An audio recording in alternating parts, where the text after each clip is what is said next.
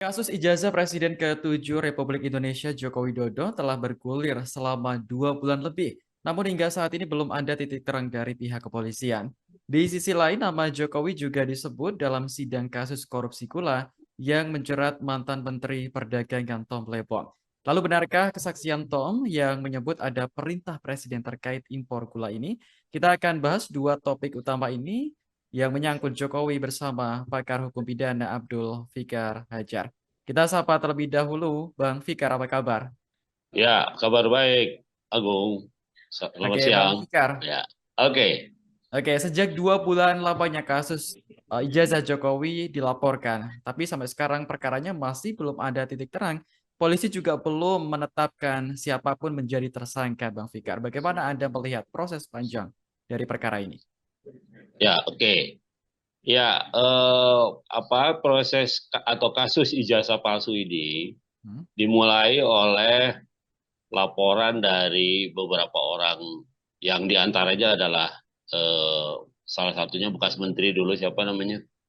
Roy Suryo? Eh, ya, ya itu dia yang melaporkan gitu ya ke kepolisian gitu ya.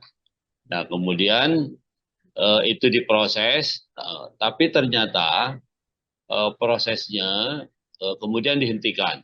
Nah, dan ternyata dihentikannya itu baru sampai tingkat penyelidikan. Nah, dalam konteks perkara pidana, ya penyelidikan itu belum masuk ke ranah hukum sebenarnya. Ya, penyelidikan itu belum pro justisia. Ya, karena itu kemudian kalaupun ada pihak-pihak yang didengar keterangannya ya oleh kepolisian atau oleh penegak hukum, maka biasanya bentuknya itu undangan. Jadi ada pihak diundang, kemudian didengar keterangannya. Yang kemudian dari keterangan-keterangan para pihak yang diundang itu disimpulkan oleh penyidik ya oleh penyelidik bahwa memang ada peristiwa pidananya gitu. Nah, karena dia belum masuk ranah pro justisia atau ranah peradilan pidana sebenarnya, maka eh, penyelidik atau penyidik ya belum punya atau belum belum menjadi legal dia menggunakan upaya paksa. Upaya paksa itu artinya upaya sepihak yang bisa dilakukan oleh penegak hukum dalam rangka menangani perkara, umpamanya memanggil orang, ya, menangkap orang, menahan orang, menggeledah tempat orang atau badan orang, menyita barang. Nah, itu upaya paksa namanya. Ya. Nah, jadi karena dia baru sampai pada tingkat penyidikan, belum penyelidikan, belum pro justisia, maka polisi atau penegak hukum belum bisa menggunakan upaya paksa, kewenangan upaya paksanya gitu. Nah, karena itu ketika kepolisian menyimpulkan bahwa tidak ada peristiwa ijazah palsu itu yang dilaporkan oleh para pihak Roy Suryo CS itu ya tidak ada. Nah, ini menjadi pertanyaan buat saya. Pertanyaannya apa? Loh, polisi kan belum melakukan penyidikan upaya paksa. Polisi kan belum belum menyita ijazah yang barang yang disebut dengan ijazah palsu itu. Kok sudah bisa menyimpulkan bahwa itu tidak palsu? Nah, itu di situ menjadi pertanyaan besar sebenarnya, gitu ya.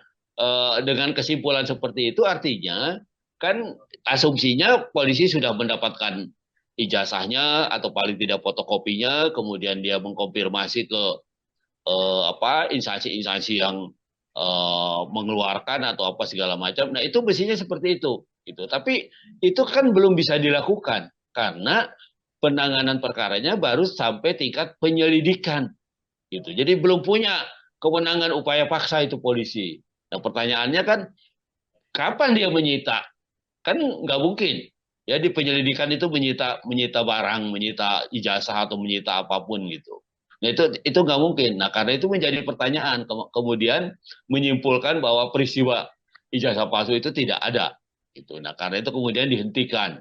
Nah, kalau di kalau sudah sampai ke penyidikan, sudah sampai pro justisia, kan ada konsekuensi hukumnya, ada konsekuensi yuridisnya. Yang pertama umpamanya pihak-pihak yang dipanggil, ya bukan diundang, kalau kalau di penyelidikan diundang namanya, tapi kalau di penyidikan dipanggil, kalau tidak datang bisa dipanggil paksa, ya didatangi dibawa oleh polisi dipaksa untuk didengar keterangannya. Nah itu upaya paksa namanya, ya. Kemudian kalau sudah di penyidikan, polisi untuk memeriksa itu di laboratorium kan harus dapat barang aslinya, iya kan? Nah, dia bisa menyita sementara, ya, menyita dari pemiliknya, kemudian diperiksa di laboratorium, ya, diperiksa betul nggak ini asli atau tidak, apa segala macam kertasnya, tulisannya dan sebagainya. Nah, itu juga apa namanya belum dilakukan, ya. Belum dilakukan karena itu tadi, karena masih penyelidikan, belum masuk ke ranah penyidikan. Nah, karena itu semua upaya pro justisia itu belum dilakukan, dan dari situlah saya kemudian juga bisa meragukan gitu bahwa kesimpulan kepolisian yang menyatakan bahwa ijazah itu tidak palsu gitu ya, atau barang yang dituntut oleh masyarakat itu sebagai barang palsu, disimpulkan oleh polisi tidak ada itu peristiwa ijazah palsunya. Nah, karena itu kemudian itu menimbulkan keraguan gitu ya. Belum disita kok barangnya, belum dibawa ke ini kok sudah disimpulkan. Nah, kemudian dihentikan perkaranya. Nah, tapi di samping laporan itu kan ada laporan lain, kalau nggak salah Pak Jokowinya sendiri juga membuat laporan ya ke kepolisian, kemudian di lain pihak ada juga laporan yang masuk ke Polda Metro Jaya. Yang dihentikan itu yang masuk ke Mabes Polri, ya. Baris Nah Krim. sekarang, iya kan? Sekarang masih ada dua, ada laporan ijazah palsu yang di Polda Metro Jaya, dan ada juga laporan Pak Jokowi, entah laporannya pencemaran nama baik, entah apa ya, itu juga masuk juga di Polda atau di kepolisian, di Mabes Polri juga sangat mungkin. Nah, menurut saya ini bagus. Bagus kenapa? Ini harus sampai ke pengadilan gitu ya. Kalau sampai ke pengadilan, semua pihak yang tersangkut itu akan diperiksa gitu ya. Baik dia yang ditempatkan sebagai tersangka, ya, yang dituduh umpamanya mencemarkan nama baik atau yang dituduh menggunakan ijazah palsu, nah itu diperiksa pasti di pengadilan. Maupun umpamanya pihak-pihak yang diminta oleh para tersangka, di samping dibawa oleh, kan untuk membuktikan bahwa sesuatu palsu itu nanti jaksa yang membawa ke pengadilan akan memeriksa saksi-saksi, membawa saksi-saksi yang menguatkan dakwaannya. Nah, di sisi yang lain, si para terdakwa ini, ya orang-orang yang didakwa melakukan pencemaran atau orang yang didakwa menggunakan ijazah palsu, ya, dia juga punya hak untuk mengajukan saksi-saksi dan ahli-ahli. Nah, karena itu saya bilang mestinya perkara ini sampai di pengadilan, karena di pengadilan akan tuntas diperiksanya. Baik dari pihak negara, dalam hal ini jaksa yang membawa perkara itu mengajukan saksi-saksi, maupun saksi-saksi atau ahli-ahli yang diajukan oleh para terdakwa. Nah, karena itu nanti hakim akan melihat secara komprehensif gitu, dan menyimpulkan benar nggak ini ijazah palsu atau benar nggak ada pencemaran nama baik karena ini ijazahnya sebenarnya asli umpamanya seperti itu. Nah, ini nggak, belum terjadi itu gitu ya, belum apa-apa sudah disimpulkan tidak ada peristiwanya. Nah, itu yang menurut saya terlalu prematur gitu menghentikan perkara ini di tingkat penyelidikan. Begitu. Oke, baru tadi Anda mengatakan bahwa terkait penghentian penyelidikan di Baris Krim ini mungkin Anda menyimpulkan terlalu dini seperti itu. Dan mungkin publik juga berharapnya akan ada segera tersangka dari laporan yang dibuat oleh Jokowi. Nah, sebenarnya apa yang menjadi persoalan penting Bang Fikar hingga membuat kepolisian ini seolah sangat hati-hati sekali untuk mengusut perkara ini dan bahkan dalam kurun waktu 2 bulan lebih ini belum ada tersangka sama sekali seperti itu. Nah, itu yang yang juga mengherankan pada saya ya. Kalau laporannya Pak Jokowi kan jelas dia melaporkan siapa-siapa orangnya, ya Ya. kan? Hmm. Ada nama-nama yang dia laporkan gitu, Hmm. kan jelas. Nah, tinggal kan kepolisian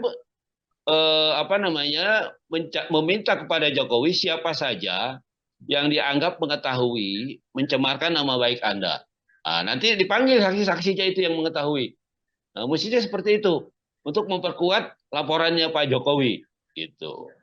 Nah, sebaliknya laporan apa teman apa yang lain orang-orang yang melaporkan Jokowi menggunakan ijazah palsu juga bisa seperti itu. Ya, dia menunjukkan ini orang-orang yang mengetahui ya bahwa memang ijazahnya dibuat di mana gitu ya atau tidak dikeluarkan oleh universitas yang ditunjuk atau fakultas yang ditunjuk ini saksinya. Nah, mereka juga bisa membawa saksi seperti itu. Nah, ini sampai sekarang ya kan gini, untuk menentukan apa dalam satu peristiwa pidana itu siapa tersangkanya, ketika sudah disimpulkan ada peristiwa pidana, maka ditingkatkan ke penyidikan. Nah, di penyidikan itulah penegak hukum atau kepolisian atau penyidik mengumpulkan barang bukti. Nah, mengumpulkan barang bukti itu adalah memeriksa para saksi, memeriksa ahli, memeriksa bukti surat kalau ada suratnya, kalau dia bisa menyita surat, dia bisa menggeledah orang, dia bisa menggeledah rubah orang, ya karena sudah masuk ke penyidikan. Nah, kalau tindak pidananya sudah menjadi terang, maka ditentukanlah siapa tersangkanya. Nah, ini nampaknya sudah 2 bulan belum sampai ke sana, gitu, ya kan? Apa? Padahal, pamannya menurut kita ya, mungkin menurut polisi belum terang tindak pidananya, ya, belum terang peristiwanya, gitu. Nah, karena itu kemudian dia belum sampai menentukan siapa tersangkanya. Karena itu tadi saya bilang tahapan dalam penyidikan itu mengumpulkan alat bukti, memeriksa saksi, ahli, memeriksa surat, memeriksa calon tersangka, gitu ya. Tindak pidananya menjadi terang, oh jelas dari keterangan para saksi dan ahli ini seperti ini. Maka ditentukan siapa yang paling bertanggung jawab dalam peristiwa itu. Dialah yang didudukan sebagai tersangka. Nah, kalau belum itu dilakukan, artinya polisi belum menganggap peristiwa ini menjadi terang. Gitu. Jadi tindak pidananya ini belum belum terang. Tindak pidananya aja belum terang, bagaimana mau ditentukan siapa pelakunya atau siapa tersangkanya, kan begitu. Ini logika yuridisnya, ya.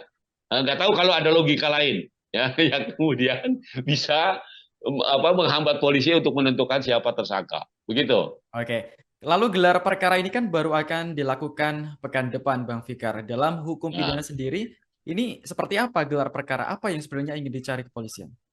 ya. Nah, gelar perkara itu tadi untuk memperjelas ada tidak peristiwanya. Hmm. Setelah dia sidik, setelah dia kumpulkan alat bukti dari keterangan-keterangan saksi, dari bukti surat yang dia sita, ya, dari penggeledahan yang dia lakukan di tempat-tempat tertentu, maka dia akan menyimpulkan ada apa tindak pidananya terang tidak, gitu. Pencemaran nama baik ada nggak? Pemalsuan ijazah ada tidak, gitu. Baru kemudian dia menentukan siapa tersangkanya. Nah, itu yang terjadi seperti itu. Nah, gelar perkara itu ya untuk memeriksa itu, untuk memeriksa seluruh bukti yang sudah dikumpulkan, kemudian untuk menyimpulkan tindak pidananya terang atau tidak. Itu, begitu, Mas. Oke. Lalu dalam persoalan ini kan lagi hangat juga nih, ada satu hal yang muncul ke publik soal adanya narasi bahwa ijazah Jokowi ini semasa Cagup dicetak kembali di Pasar Pramuka. Bisakah narasi ini juga masuk ranah penyidikan polisi, Bang Fikar? Iya, menurut saya segala informasi itu harus dikumpulkan oleh kepolisian, ya, oleh penyidik. Hmm. Kalau ada kemudian apa namanya informasi bahwa ijazah itu dibuat di pasar pramuka, gitu ya, walaupun pasar pramukanya sekarang udah nggak ada, ya sudah dibongkar. Saya lihat sudah menjadi apa lahan kosong yang penuh apa pohon-pohon dan sebagainya, ya. Nah, itu dikumpulkan, ya, dikumpulkan informasi itu dari mana datangnya informasi itu. Maka orang yang mengetahui informasi itulah apa juga harus didudukan sebagai saksi. Nah, jadi dari mana ini apa umpamanya kalau kamu menginformasikan bahwa memang ini dibuat di pasar pramuka, dari siapa sumbernya informasi itu? Kemudian dipanggil orang-orang yang memang mengetahui peristiwa itu. Dan saya kira ini masukan yang berharga buat penyidik, ya, buat kepolisian, karena sejak awal kan ini belum muncul, ya Hmm. kan, informasi ini belum muncul gitu, sehingga menjadi pertanyaan juga gitu. Kalaupun itu dipalsukannya di mana kan itu juga menjadi pertanyaan, atau siapa yang memalsukan kan begitu.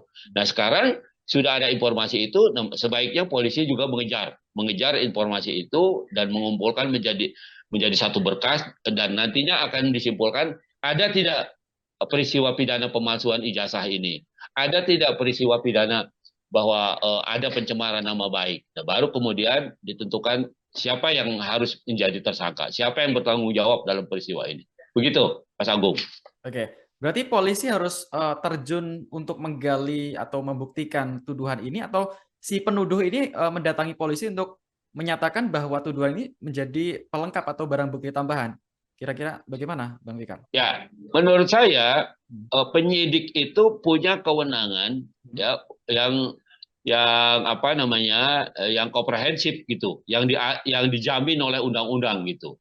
Nah, karena itu kemudian penyidik ini bisa atas inisiatifnya mengejar informasi itu. Ya, ini menjadi penting gitu. Ya, menjadi penting karena ada informasi yang beredar di mana-mana ya, bahkan